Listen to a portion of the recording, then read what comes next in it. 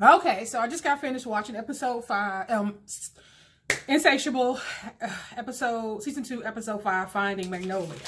Okay, so if you remember how the last episode ended, she found some photos on her phone at Hughes University with these two women that she had never seen before. That she doesn't know how she got there. And so, of course, Nonnie came up with the idea, let's go back to the university, just try to find these women to kind of spark your memory to find out what happened to you that night. Okay, so, of course, Patty is she's freaking out. So, because at this point, we don't know what Magnolia has seen or if she even saw anything at all. So, okay, so, it opens with them, the students preparing for this annual fairy tale dance where they go dressed as just any fairy tale character from any fairy tale movie, princesses, whatever. Okay, so Magnolia is kind of deep in her thoughts of trying to figure out what to do in her life, because she was a popular girl in school. She was the it girl for all the pageants. She was dating the popular guy in school who was Brick, and she's kind of trying to find out where she fits in at this point, and how she's going to fix her life, basically. So excuse me. Nonnie walks up to, so Magnolia's at her locker, and Nonnie walks up to her. And she was like saying she started doing some research on the girls that she was in the photo with and trying to, I don't know, people you could do the, set your location when you take photos. People know where you were when you were there and the whole thing, which I don't really agree with, but I don't know if I'm coughing all of a sudden. But Nonnie did that. And so, of course, Magnolia's like, okay, so they've making this plan to go up to Hughes to try to find these women. Of course, Patty walks up. And she found out what's going on. And she was like, oh, well, why do we need to do that? Of course, she's trying to discourage them from going. It's like, we're going. And then Nonnie finally comes down and said, she decided she's going to become a police officer like her dad. Eventually, in the last episode, she was like, nah, I don't know if I want to do that. But she decided to go and move forward, this and that. This will be a good test of her policing skills, her research, her detective skills to help Magnolia find out what happened to her that night. So they've all decided to go. Of course, Patty's going to tag along so she can kind of run interference when she needs to kind of throw them off their scent. So, okay. So they have that, and Brick walks up with this dress. Like he's picked out a costume for them, and then he wants to see her in the dress. So she goes to try the dress on, and it didn't fit. And so now you can see she's almost in the throes of some kind of fit, like, oh my God. And have I gained weight, or was it just that the dress is just too small? So she comes out, and he's like, oh, I wanted to see you. She was like, the dress is too small. And she was starting to feel some kind of way. And he was like, well, that's fine. We'll get something else. And, basically it's not a big deal. So they start kissing, and she's like all into him, like, I have the sexiest guy in school, but I can't get Magnolia out of my head. So they still haven't had sex yet. And, she is basically, she's stuck in her head. And so, but Brick, every time they get into it, something happens where she's just not there mentally. And he's like, well, what's going on? Is it me? Do you really not want to do it? And she's like, well, no, I do. And it's just causing some conflict between them. And of all people he could go to talk to, he goes to Magnolia. And she was like, well, he started asking her, and she was like, well, you asked me, so I'm going to tell you, it's the way that you kiss. And so basically he was like, you do this, that, and the third. He's like, oh, really? Oh my God, that sounds terrible. And he was like, so what am I supposed to do? She was like, YouTube it. And so she went on about her day. So Barnard, he's made a video for his campaign, and of course, for some reason, his shirt is coming off. He's, for a man his age, he's a decent body, and so he's, it seems like every other clip, his shirt is coming off. Okay, so then you see that it's actually Angie and Armstrong watching the video, and so of course they started sitting around talking and complaining about the commercial, and Angie's basically telling him, you're gonna have to do a public apology. I thought that what you did at the event was cool, but not everybody, feels that way. They feel like you came across as an asshole doing it at Coralee's event. And so, of course, he's like, I'm not doing that. This is what I do for a living. I help, pageant girls improve their image. When something happens, I just tell them to go out and do something good. And so I need to go out and do something good. Okay. So doing this whole public apology thing is the last thing on his mind. He's like, I ain't doing it. So, when they're talking, because he's at Angie's house, Patty is leaving. And so Angie's like, well, where are you going? She was like, well, I'm going to help. I'm going with Nonnie and Magnolia, try to find out, what's going, to help her try to retrace herself, to help her basically regain her memory on what happened that night. And of course, Armstrong was like, can we talk in private? And he's trying to figure out, like, what the hell are you doing? Why are you helping her? And of course, she basically said, I'm just going to kind of steer them away from what happened. So anytime I can run interference, that's what I'm going to do. So that's what she does. So now they're at the university and they're trying to find the photographer, the guy that took the photo. And so they found a photographer and he ends up calling Magnolia Dory. He was like, Dory, what is that? And then she remembered she had Dory written on her arm. And so they started talking, and he was asking her about the two girls that she was in the photo with, and he they kind of traded words. I don't know if it was him that told her that where they lived, and their name was Kelly and Jasmine, and so however they find out who the two girls were. And he left, and they left to go and find the girls. And of course, the whole time Patty is just like, oh, why do we really want to do this? Don't we just have to get ready for this dance? And Nonnie and them was like, we need to just hold your horses. Let's just figure this out. And so they found out the dorm that they lived in, and Magnolia was able to just go on through because Hughes is supposed to be an HBCU, historically black university. So Magnolia just walked in. They just figured she was another student, but Nonnie and Patty was stopped at the desk like, you need to have your ID. So she goes on through.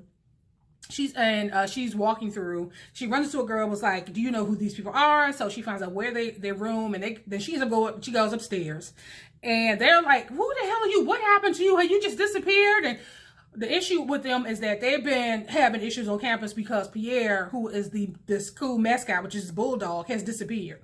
And the last time they saw the dog was with Magnolia was holding the dog when the photograph was taken. And so they're like, where the hell have you been? And then Magnolia had to tell them that I'm not this college student. I'm a high school senior.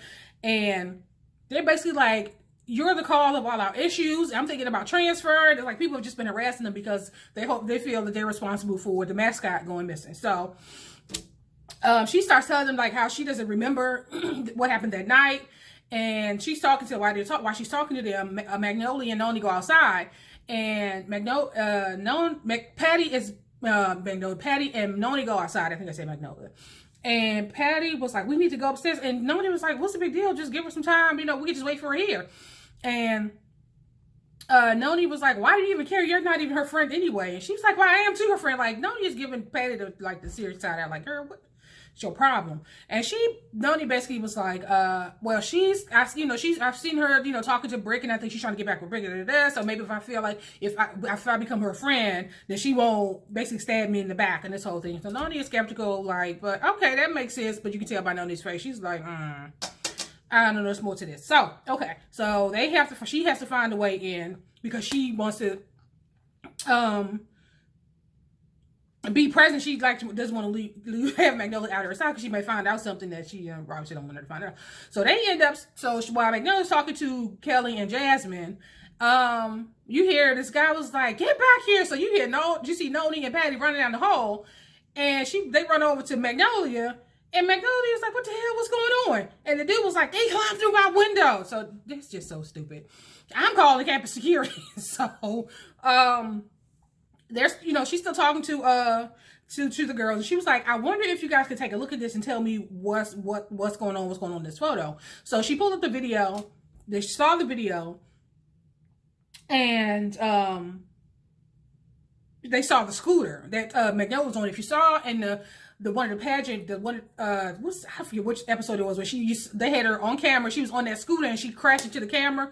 So that scooter has a number on it, and it's obviously it's a something that belongs as property of the campus. And so she's like, we can go to the office where they have the scooters, but of course the office is locked. So Nonnie, she's about to pick the lock.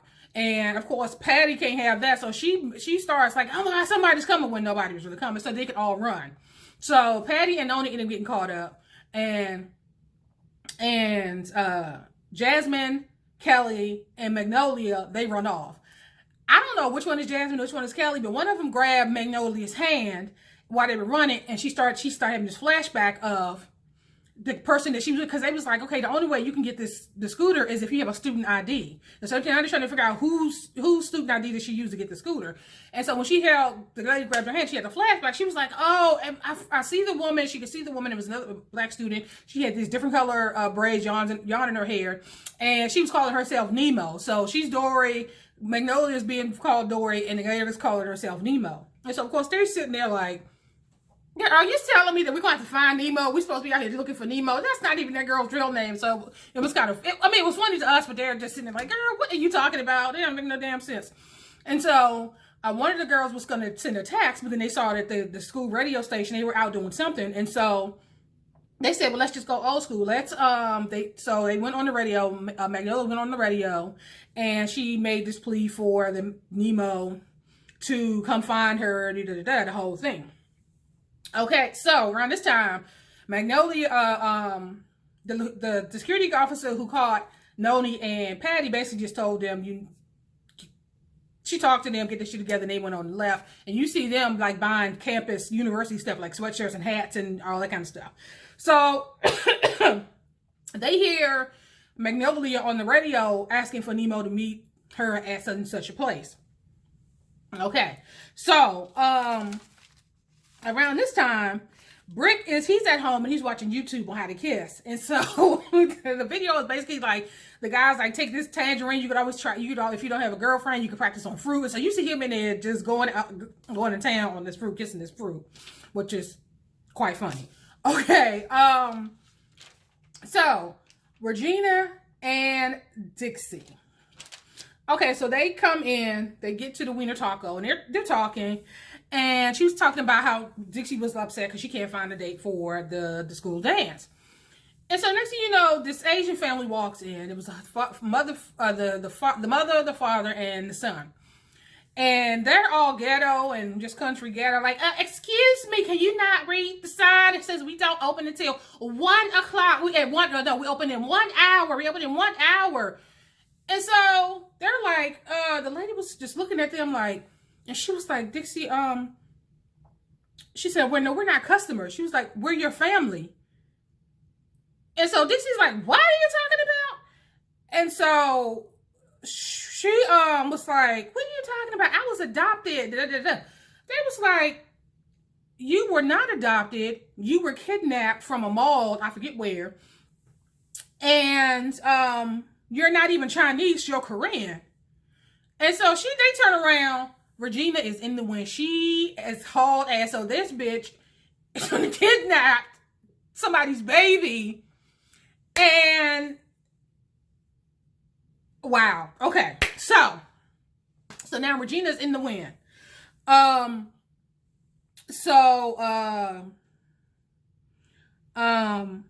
Armstrong. So Angie and Armstrong, she's like, had this thing in the park where they had the Wiener Taco Mobile and they're giving away free stuff. And of course she has to be offensive. Like, nobody, you haven't seen Wieners as plump as Armstrong. Like, she just has to be so inappropriate. But he's like, this is crazy. And so he eventually kind of got into it. He was old with the Wieners, but he decided he was going to go and talk to people and do what politicians do. Okay, so the next thing we know, we see Armstrong. Okay, so we see Rudy. Rudy is backing Barnard. And so they're talking, and Armstrong, he was going back and forth with, he started to start some crap with, Barnard. And he was like, well, he's backing me. She was like, oh, like, you backing me? Because Rudy is the guy that Armstrong slept with in the gym bathroom. Oh, did you, like, is he backing you like he backed me in the gym bathroom or something? And of course, Rudy's like, so he done basically outed Rudy. And they're going back and forth. And so of course, Barnard's face is like, Okay. And she said, if I was so bad, why is your father backing me and not you? And so that really stung him really bad. Like, wait a minute, what do you mean my father's supporting you and not me? But you did start it, Barnard. So, okay. You did. Okay, so, of course, Armstrong goes to confront his father. And his father, he was telling his father, like, you've never supported me, you've never cared about me. And his father's like, what the hell are you talking about? I've always supported you. I've always protected you. Even though it may not seem like that, I have. And he's like, well, no, mom's always protected me. And so then his father ends up telling him about his mom, like, your mother, just like, he didn't want to tell him, but he was like, you know what? Your mother didn't die of cancer. The time your mother spent in the hospital, she was in an institution, a mental institution. She was bipolar. And she wanted to come home. It was holidays, I think what she said. And she wanted to come home. And I checked her out. And the first minute she took a handful of pills and she killed herself. So basically she committed suicide. He said, and I told you the cancer story because it was just a way for you to understand what happened. He didn't want to tell him that your mom killed herself. And so of course he's now going through something. His father, first time you ever seen his father get emotional, really. And he was like, so the next time you ever think that I haven't protected you, I've always protected you. And I want you to remember that. And so he said his piece and he left to go do whatever it was he was going to do. And so Armstrong ends up going to Angie's house, and he has the gun. This ain't a gun he keeps in his glove compartment. And she was like, "What?" She was like, "I'm willing to help you, but I am not about to shoot Barnard." He was like, "No, I want you to take the gun. I want you to keep it." And so he starts telling her about his mom, and of course we know in previous episodes where he's contemplated suicide. And so now he's like, "I can't do that. I don't want to be that person." And so she took the gun. And, they had a little heart-to-heart. Okay, so you have Jasmine and Magnolia. So they're still waiting for Nemo to show up. They're like, she's not going to show up. This has been a waste of time. Da-da-da-da.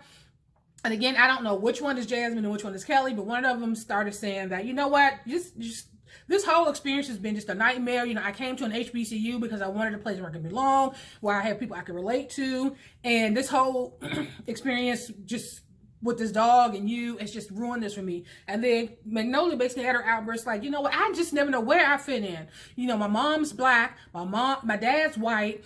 The person that you've been hearing about the pageant girl who was killed, she was my sister. My father came out, my mom left. I had to go to rehab. Like, she's going through this whole thing. Like, you guys have no idea what it's like to be me either. Never really knowing where I belong. And no, I don't fit in with the white girls either. And so, at Magnolia, so Nonnie and Patty walked up at this time. Like, oh, so what happened? And so they're looking at her like, what the hell do you have on? So at this point, they walking around with the school t-shirt and sweatshirts and caps and all this stuff. They're like, what the hell do you have on? So this guy walks up and was like, hey, I met you. He called the door. I met you the other day. I wanted to ask you out, but you with this other guy. And they're like, what other guy? So they find out what happened to Pierre. It was the damn photographer. He's not declared, I guess it's a representative of PETA on campus, but he's like, how do you know he's all about, against animal cruelty and all that? And how do you know he want to be a mascot? So they find out where he was. They bust in his room. He got the dog in the cage. So they found Pierre. He tried to make a run for it. Nonnie went after his ass, pulled out at this little taser. She got his ass and called campus security. I'm assuming they took him away. But whatever the case may be, Kelly and Jasmine are off the hook for Pierre. The school got Pierre back. They got the mascot back. So, so after they had their little, conversation, they was like, okay, so Patty was like, okay, so now we can go home. Okay, fine. So, but Jasmine and Kelly was like, you sound like that you've been holding it in for a long time. And she was like, well, I just never really had anybody that I could talk about this with. And so they was like, well, now you do. So she now has two friends, people who she could call on the car. And she has decided that she's going to apply to Hughes. So there you go. So they came out of it. Okay, so they're on their way. They're in the car. They're on their way back. And Nonnie brought up the wood. She was like, well, the flashback. So there was another flashback. She was like, when they got to the room and Pierre started licking her face, she was like, she had another flashback of Pierre licking her face. She was in the woods, and she woke up to Pierre looking her face, and she looked around, and she saw these people in the band uniforms urinating in the woods, and so she ends up following them on the bus, and that's how she got to Hughes campus. Okay, so that's how she got to the campus. Okay, so now they're on their way back, and Nonnie's like, well, how did you end up in the woods, and where were these woods? And Magnolia's talking about, oh, there's this church and this place, and of course Patty's like, well, we can't do that, we have to go to, and so we have to go to the dance, and Nonnie was like, well, just relax, we're gonna go to the dance, but we need to figure this out. And so they were talking about the woods, maybe we can swing by there. And so Magnolia was putting on lip gloss, and she had another flashback of when she called Christian to buy drugs. And so then, of course, it just was the flashback of her being in the car with him. It wasn't, she didn't glimpse what happened after. But she was like, oh my God, I was with Christian. And so she pulls out her phone, she's about to start texting Christian. But Patty still has Christian's cell phone. So she ends up turning the volume down. And she's actually having a conversation with Magnolia from the back seat while Magnolia thinks she's texting Christian. So, in the end, we didn't see them go to the woods, but we did see the dance. So they get to the dance. They're all dressed up and all pretty. Cause Nonnie, she dressed like a lumberjack. I guess she's supposed to be Paul Bunyan, I guess. I don't know.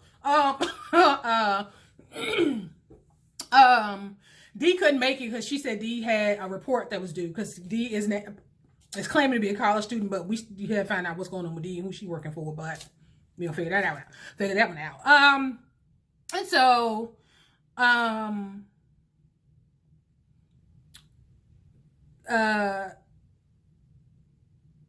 Dixie. So Dixie, she's there with her brother, and she's so crazy. She was like, well, technically we're not related. What'd you say? Technically we're not related. We just, some craziness. She said, he was like, I don't think that works that way. We're still blood related. Like, it was just some kind of Dixie and vaginaism, some craziness to justify their foolishness. So, okay, flashback quickly.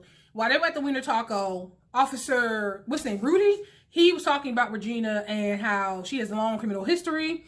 And this guy walks in this weird costume and saying, hi, he introduced himself to Dixie, your mom hired me to be your date. And he was like, Rudy's like, wait a minute, when did you talk to her? Because at this point, she's left town, she's disconnected everything, she's nowhere to be found. So he pulls him to the side. Before he pulls him to the side, he slips Dixie a note. And the note was basically Regina asking Dixie to meet her in the ladies' room in the stall, some particular stall. So she meets her there. She excuses herself, and she goes there, and she starts talking to her. It was like, no matter what happened, I loved you. And, out of all the children I could have kidnapped that day, I kidnapped you. Because in my heart, I loved you. And she was like, well, you told me I was Chinese. She was like, well, how was I supposed to know? Your mama was eating Panda Express. They are so stupid. So, but she, so they said their goodbyes. And Dixie went back to the dance. She went back to the dance. And so, her brother was out there on the floor doing his little thing. And Patty, I guess she looked over and she saw Magnolia, who looked beat to the gods, looked wonderful. And Brick was like, oh, he kind of felt bad, like she's by herself. And so he goes out to talk to her. And of course, Patty doesn't like that, but she goes out to talk to her. And they started talking about how she was doing, and she was asking about how, about the kissing, and he talked about the video and the whole thing, and she's like, oh, sure, I'm sure you do. He said, well, I can show you. And then next he kisses Magnolia, and Patty sees. So we just only a matter of time, like, which one of them gonna drop first. I don't know. I don't know. I don't know. But that's how the episode ended. Just more and more craziness on top of craziness. But yeah, so I'm gonna end this here, and I will talk to you guys later.